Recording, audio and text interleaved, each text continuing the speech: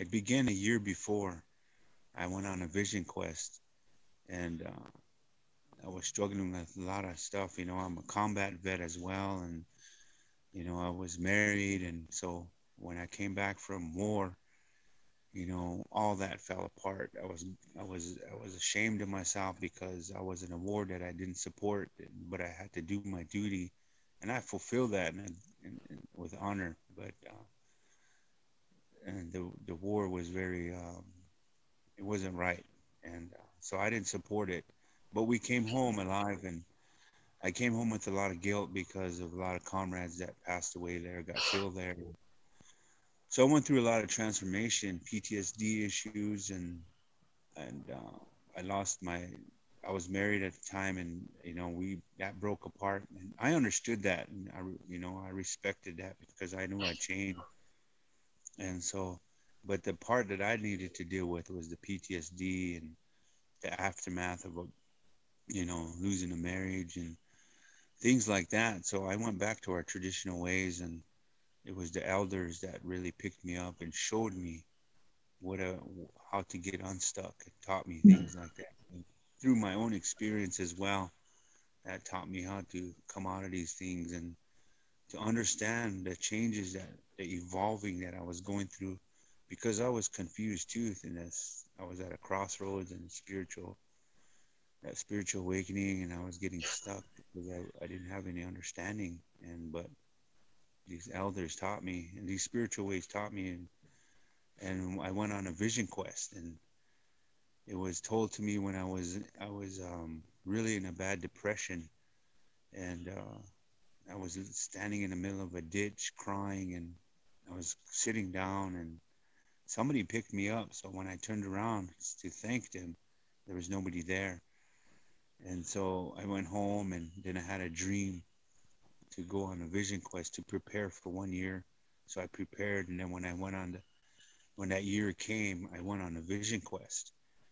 And when I was on top of that vision, on the third day, that's when the vision came, and that's when the spirit came into my dream and talked to me and told me what I needed to do. And he showed me, he showed me when I was on top of the mountain. I was sitting up there, and in the vision, the ground rose all the way level with me. And when I seen all the people on when it rose up, I seen all these people, but they were all in chaos.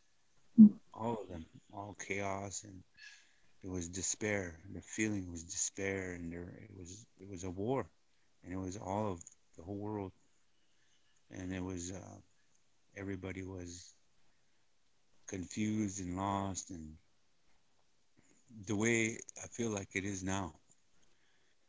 But the spirit said, "Do you see that?" He pointed at him. He said, "Do you see? Do you see that?" He said, "You people make yourselves sick." He said. He said, "In order for for people to heal, people must be willing to make sacrifices. People must be willing to pick these ways up and live them. Until then, and nobody's gonna be well. It's just gonna continue." So I understood what he was saying, and then he told me to go back to where I was born and raised. There, I saw the addictions and the chaos, and then I traveled, and I seen it all over the place how it was happening, and so that's when I formed. That's when my organization, Lakota Way Healing Center, was born. The reason why I named it Lakota Way Healing Center is because I'm a Lakota, and it came from this culture. If it came from another way, I would have probably named it that. But this is the only one that and the nonprofit is called the Healing Hoop, and doing business as Lakota Way Healing Center. But so that's how that came about, and I didn't understand how I was gonna do it because it was such a big shoes to fill that I didn't think I can do it, and so I made a prayer again in a dream, and I had another spirit dream, in that spirit dream, the old man came, but there was a little bird that came first. It was a blue bird. In the beginning of the vision quest was the butterflies that came on the second day, where I was ready to give up because what tests you the most is the thirst. The food subsides, the hunger subsides, but thirst, holy smokes! But I was ready to give up, and I was pouting, I was angry, I was arguing with the Creator, and I was doubting myself, and I was going through all those emotions, and I was ready to get up and walk away and give up. And all these butterflies came, hundreds of them, just flying on different colors all over me. And there were little tiny ones, and they're like playing. They were playing, Mm. and it took my mind away. Took my mind from that hardship I was going through. And then they left, Mm. and then all of a sudden that thinking started coming back again, and I was really struggling again. And some more came. Butterflies came back, but there were bigger ones, all different kinds of color, and they were playing around like that, playing around me and flying around. And by the time they left, it was getting dusk. It was getting evening. So I realized that they were there to help me.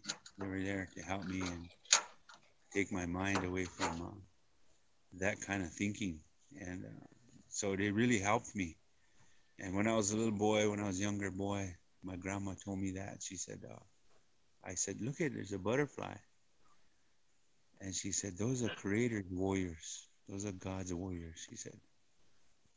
And so I believe that, I believe that. And I'm in Minnesota, and right now, well, I'm in Wisconsin, but I'm going to Minnesota later. But I was in Minnesota the other day. My mom lives there. Mm. I live in Colorado, but she lives in Minnesota. So I was visiting her, and she was telling me about these butterflies that came to her. She said, these butterflies, I was really going through a hard time. She said, and these butterflies came to me. She said, I thought I was dreaming, but they looked like people. She said that butterfly came and kissed her on the cheek. Mm. And I was like, man, I said, those are people's prayers. People are praying for you. I said, those are warriors that come to see you and watch over you. So I believe these things, the mystery of life is so beautiful, and I love it.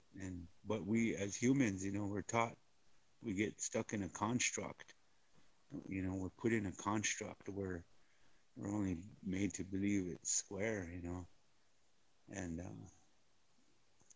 when you come out of that, you realize the beauty of the world. You realize the true meaning of this life. And some people get stuck there, and they have a hard time trying to come out of that part, trying to understand that evolving they're going through. And that's what happened to me. And Mm. but I, for myself, I I was taught in the old way how to seek these things, how to seek these things through putting yourself sometimes through a hardship. And what is a vision quest, or a fast, some kind of fast, Mm. or you have to have that alone time between you and the Creator, and usually up to 4 days. Mm. And in that time, you put yourself through that, because you have to understand the hardship of um, coming out of this world into a spirit world, because it's hard to do that. The people are so logical and linear thinkers that don't believe in nothing else, and then when they do wake up, they don't like it, because Mm. that logic and linear is their safe haven. They want to stay in that, and it keeps them safe. They think it does. Mm. They don't realize that when you come out of it, how free you're gonna feel and be. And but I always, we can go back and forth, go back into the construct and use it Mm. in a good way. and then in your spiritual belief and thinking, you can come out of it and just live a free will life and enjoy yourself, and so that's what I tell people, and we're all there's a reason why we're all a piece of each other's puzzle. Reason why, even like in Sweden, I'm way over here, you're over there, we're there's a connection happening here. And yeah. You're definitely part of my piece of my puzzle. You actually inspired me to dare to in the North and Nordic traditions, our kind of vision quest we call a sit out, that you sit out with nature. So I did, I've only done like 24-hour sit outs before, but this spring I did a 4 days sit out.